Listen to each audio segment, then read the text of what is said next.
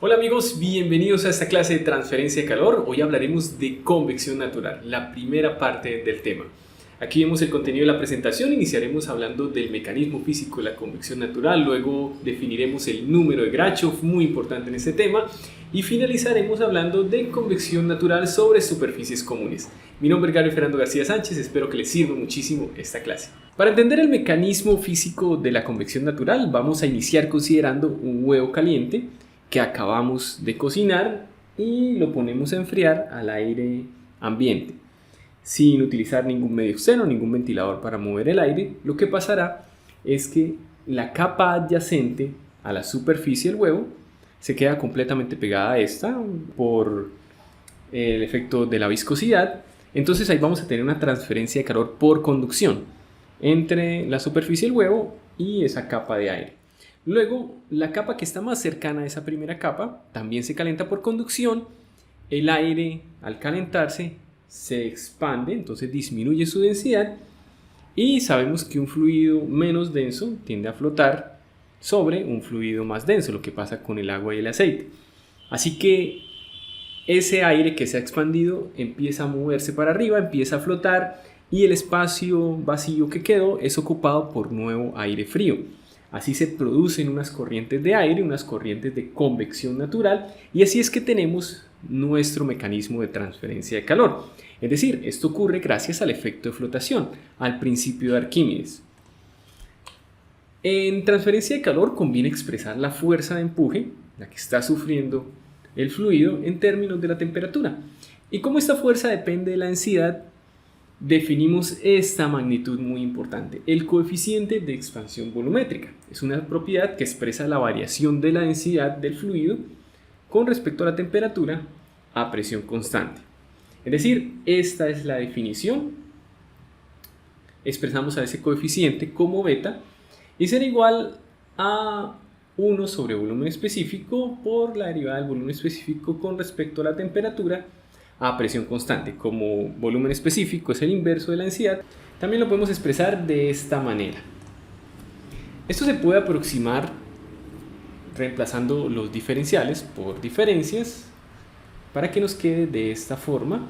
Entonces vamos a tener que el coeficiente de expansión volumétrica será igual a 1 sobre la densidad del fluido cerca a la superficie, ahí donde se calentó, por la diferencia entre la densidad del fluido lejos de la superficie, donde se encuentra estático, menos la densidad del fluido calentado que acabamos de comentar, sobre la diferencia entre la temperatura lejos de la superficie y la temperatura en el punto que estamos analizando.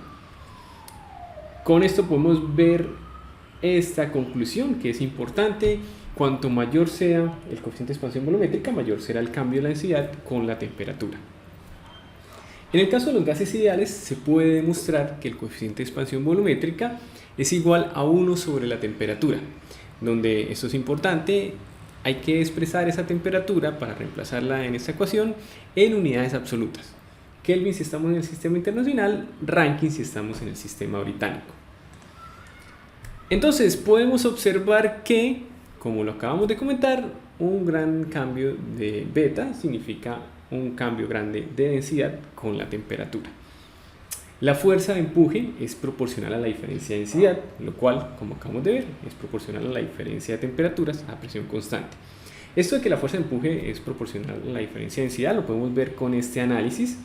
Si tenemos un cuerpo en un fluido, sabemos por el principio de Arquímedes que va a sufrir una fuerza de empuje que tiende a sacarlo del fluido igual al peso del volumen de fluido desplazado. Por ejemplo, aquí en este barco vamos a tener estas fuerzas, el peso, que es una fuerza que va hacia abajo, y el empuje, la fuerza que va hacia arriba. Si hacemos la sumatoria de fuerzas en Y, vamos a tener estas fuerzas, entonces la fuerza neta será la diferencia entre el peso y la fuerza de empuje. Peso es masa por gravedad. Como densidad es masa sobre volumen, podemos expresar a la masa como densidad por volumen, por eso nos queda el peso de esta manera, densidad del cuerpo por gravedad por volumen del cuerpo, menos la fuerza de empuje. Será entonces masa del fluido desplazado por la gravedad esa masa del fluido desplazado será igual a la densidad del fluido por el volumen del cuerpo que está sumergido, que es el mismo volumen de fluido que se desplazó, eso por la gravedad. Si el cuerpo está completamente sumergido, el volumen sumergido será igual al volumen del cuerpo total. Podemos factorizar los volúmenes y nos queda de esta manera. Ahí vemos cómo la fuerza de empuje es proporcional a la diferencia de densidad. Lo mismo se aplica para ese fluido que se expande y que, debido al principio de Arquímedes, sale flotando y ocasiona que hayan las corrientes de convección natural. Bueno, como esto se cumple, podemos concluir que cuanto mayor sea la diferencia de temperatura, más alta será la velocidad de transferencia de calor, porque vamos a tener una mayor fuerza que provoca las corrientes de convección natural. Más movimiento de fluido significa entonces más transferencia de calor. Ahora vamos a definir el número de Grachov, un número muy importante en la convección natural.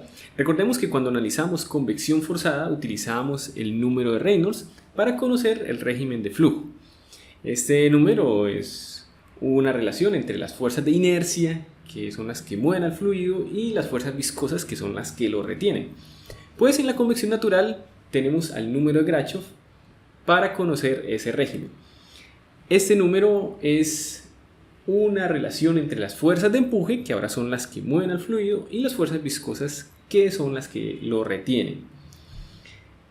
Lo definimos de esta manera. El número de Grachov es igual a la aceleración de la gravedad por el coeficiente de expansión volumétrica por la diferencia entre las temperaturas de la superficie y del fluido lejos de la superficie, por una longitud característica al cubo y sobre la viscosidad cinemática al cuadrado. En placas planas vamos a tener un flujo turbulento cuando el número de Grachov sea mayor o igual a 10 a la 9. Con estos dos números, con el de Reynolds y el de Grachov, podemos saber, en el caso de que tengamos los dos tipos de convección, cuál será la que domine el proceso. Para eso hacemos esta relación, número de Grachov sobre el número de Reynolds al cuadrado. Si nos da mucho menor que 1, significa que la convección forzada es la que domina el proceso. Si es mucho mayor que 1, significa que la convección natural es la que domina. Y si es aproximadamente igual a 1, significa que los dos efectos son importantes y deben ser considerados. Y ya que vimos algunos fundamentos importantes, veamos ahora sí cómo resolver problemas de convección natural. Hablemos de convección natural sobre superficies.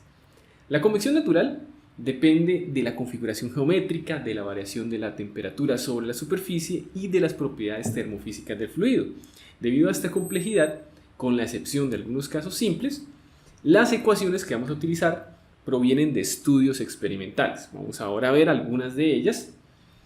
Para calcular el número de Nusselt, que recordemos que es muy importante en la convección, generalmente utilizamos el número de Nusselt para calcular el coeficiente de transferencia de calor por convección, el coeficiente H, y así poder utilizar la ecuación de convección, la ley de enfriamiento de Newton.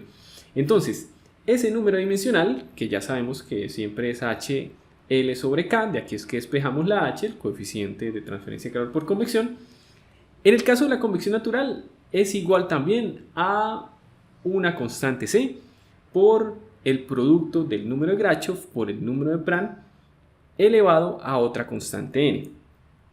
Esto es igual también a la constante C por el número de Rayleigh a la n. El número de Rayleigh es un número dimensional también muy importante que se define como el producto entre el número de Grachov y el número de Prandtl. La pregunta ahora es, ¿qué valor tienen las constantes C y n? Pues eso depende de la configuración geométrica y del régimen de flujo. La constante n generalmente es 1/4 en el flujo natural y 1/3 en el flujo turbulento. Pero para saber específicamente los valores de estas constantes, podemos consultar una tabla de ecuaciones que aparece en los libros de transferencia de calor. Por ejemplo, en el libro de Sengel vamos a encontrar una tabla como esta. Aquí vemos solo una pequeña parte de esa tabla. Allí veremos diferentes configuraciones geométricas, diferentes superficies que se someten a convección natural, la longitud característica para el número de Rayleigh, para el número de Nusselt, y vamos a ver ecuaciones para calcular el número de Nusselt. Esas ecuaciones dependen del intervalo del número de Rayleigh. Es decir, lo primero que debemos hacer en los ejercicios es calcular el número de Rayleigh, después con ese número elegimos la ecuación y calculamos el número de Nusselt para luego calcular el coeficiente H y con él la transferencia de calor, la tasa de transferencia de calor. En estos cálculos vamos a necesitar determinar algunas propiedades del fluido. Para ello podemos ir a las tablas que están al final del libro y ese valor depende de una temperatura. La temperatura que vamos a usar para determinar esas propiedades es la temperatura de película, que es la temperatura media entre la temperatura de la superficie y la temperatura del fluido lejos de la superficie. Y como les comentaba, después de que hallemos el número Nusselt y hallemos el coeficiente H, calculamos la tasa de transferencia de calor con la ecuación de convección que ya conocemos, la ley de enfriamiento de Newton, que es esta que está acá al final. En la tabla vamos a ver un caso que es el de las placas verticales, el primer caso que aparece si ustedes consultan el libro de Sengen. Allí veremos tres ecuaciones diferentes. Las dos primeras dependen del número de Rayleigh, pero tenemos una tercera que sirve para todo el intervalo. Es una ecuación que cuando podamos usarla es mejor porque tiene mayor exactitud y se aplica en un rango más grande, se aplica en todo el rango del número de Rayleigh. Es esta que vemos acá. En este caso, esta tabla aparece para el caso en que tengamos una temperatura superficial constante. Como hablamos cuando vimos el tema de fundamentos de la convección, también puede que tengamos ejercicios en los cuales no tengamos una temperatura superficial constante, sino una tasa de transferencia de calor constante, un flujo de calor constante. En ese caso no hay problema, podemos utilizar las mismas ecuaciones, simplemente que en lugar de temperatura superficial T sub S, vamos a utilizar la temperatura media en el punto medio de la placa. Entonces, naturalmente vamos a tener que el coeficiente de transferencia de calor por convección será la tasa de transferencia de calor por unidad de área sobre, ya no la temperatura superficial, sino la temperatura en el punto medio de la placa menos la temperatura del fluido. Y el número Nusselt nos quedará, por lo tanto, de esta manera. La superficie exterior de un cilindro vertical la podemos tratar como una placa vertical con las mismas ecuaciones cuando el cilindro es suficientemente grande. Esto es cuando el diámetro del cilindro vertical es mayor o igual a 35 veces su longitud sobre el número de Grashof a la 1/4. De lo contrario, pues ya no nos servirá la ecuación que aparece para el cilindro vertical en esta tabla, sino que tendremos que buscar en otras ecuaciones de la literatura. Para terminar, veamos cómo es la forma de las corrientes de flujo en las superficies más comunes cuando tenemos convección natural. Aquí tenemos una placa vertical. Si la placa está a una temperatura superior al fluido, vamos a ver una capa límite como la que vemos en este diagrama. En la convección natural, al igual que en la forzada, tenemos capas límite, pero la diferencia es que en la parte externa de la capa límite, cuando hay convección natural, vamos a tener que el fluido está quieto, porque no se ve afectado por los efectos de la flotación. Entonces vamos a tener unos perfiles de velocidad y temperatura como los que observamos aquí. La velocidad es 0 en la parte más cercana a la placa porque debido a la viscosidad el fluido está completamente pegado, luego ya empieza a adquirir cierta velocidad hasta que llega nuevamente a 0 cuando termina la capa límite. Adquiere la misma velocidad del fluido fuera de la capa. Con respecto a la temperatura, vamos a tener una temperatura igual a la de la superficie en las partículas de fluido que están más pegadas a esa superficie y luego esa temperatura se va a ir acercando a la temperatura del fluido lejos de la placa. Como la superficie está caliente, el fluido va a ir para arriba porque, como lo habíamos comentado, se expande, adquiere menos densidad y por eso flota. Si la superficie estuviera más fría que el fluido, la capa límite sería al revés, iría para abajo, porque el fluido cerca a la superficie ya no se expandiría, sino que se contraería, adquiriría más peso, mayor densidad, y por lo tanto caería, iría para abajo. Así veríamos la corriente de convección natural en este tipo de geometría, en este tipo de superficie. Si la placa ahora está inclinada, tendríamos este comportamiento. Si la superficie superior de la placa es la que está caliente, el fluido tendería a irse para arriba, no tendría ningún obstáculo y por lo tanto se dividiría en estas columnas. Mientras que si la superficie caliente está abajo, el fluido tendería a subir, pero se estrellaría con la superficie y tendría que bordearlo de esta forma y se formaría este tipo de capa límite. En el primer caso tendríamos una mayor transferencia de calor porque el fluido se podría mover con mayor facilidad. El número Nusselt en este caso, como lo podemos ver en la tabla que analizamos hace un momento, se puede determinar basándose en las relaciones de la placa vertical, las mismas fórmulas, pero reemplazaríamos a la gravedad en la relación del número de Rayleigh por la gravedad multiplicada por el coseno de teta, donde teta es el ángulo entre la vertical y la placa. Esto aplica para ángulo teta inferior a 60 grados. Ahora, si la placa está de forma horizontal y está caliente, las corrientes de flujo irán hacia arriba, el fluido tenderá a subir. Si la superficie caliente está arriba, no tendrá ninguna obstrucción, entonces subirá y se formarán estas columnas. Si la superficie caliente está abajo, el fluido tenderá a subir también en columnas. Aquí no podrá hacerlo porque se estrellaría con la placa, entonces rodearía la placa y luego seguiría su camino. En el caso de cilindros horizontales y esferas, veríamos algo como esto. La capa límite empieza a desarrollarse en la parte inferior del elemento y va aumentando su espesor hasta que en la parte de arriba el fluido viaja en una columna. Y así tendríamos el movimiento del fluido que provoca la convección natural en estas geometrías comunes.